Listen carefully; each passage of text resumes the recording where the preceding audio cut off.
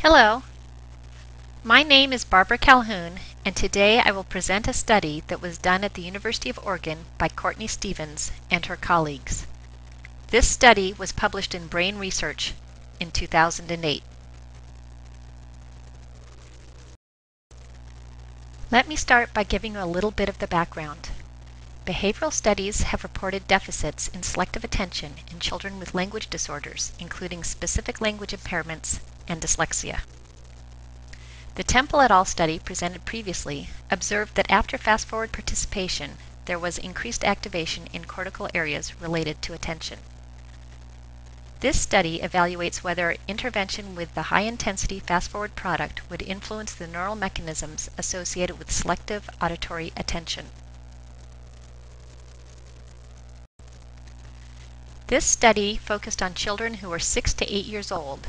The students were divided into 3 groups. Group 1 was language-impaired students who used the intervention. Group 2 was typically developing children who used the intervention. Group 3 was typically developing children who did not use the intervention. The intervention was the Fast ForWord language product. On average, students used it 100 minutes a day, 5 days a week, and ended up using it for 29 days across 6 weeks. Students were behaviorally and physiologically evaluated at the start and end of the study. The behavioral measure was the clinical evaluation of language fundamentals, a measure of oral language and early reading skills. The physiological evaluation was event-related brain potentials, also known as ERPs, which are changes in the electrical activity in the brain in response to specific events, such as briefly presented tones.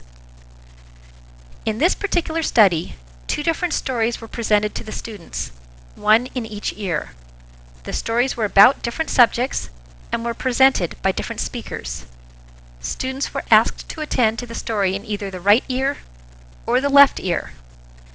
Selective attention can be measured by the difference in the size of the ERP to a specific sound that is presented to the attended versus the ignored ear. This slide shows changes in early reading skills from the start of the study to the end of the study. Specifically, it shows the students' receptive language skills, which is their ability to attend to spoken language. There were 2 groups of students that received intervention. One group was language impaired, and the other group was typically developing. As might be expected, students in the typically developing group had substantially higher scores than did students in the language impaired group. After the intervention, students in both groups had statistically significant improvements in their receptive language skills. The third group of students were typically developing students who had no intervention. Their initial scores were similar to those of the typically developing students who had the intervention. However, at the end of the study, there was no appreciable improvement in their receptive language skills. Now let's look at whether auditory attention changes with intervention. We will do this by looking at ERP results.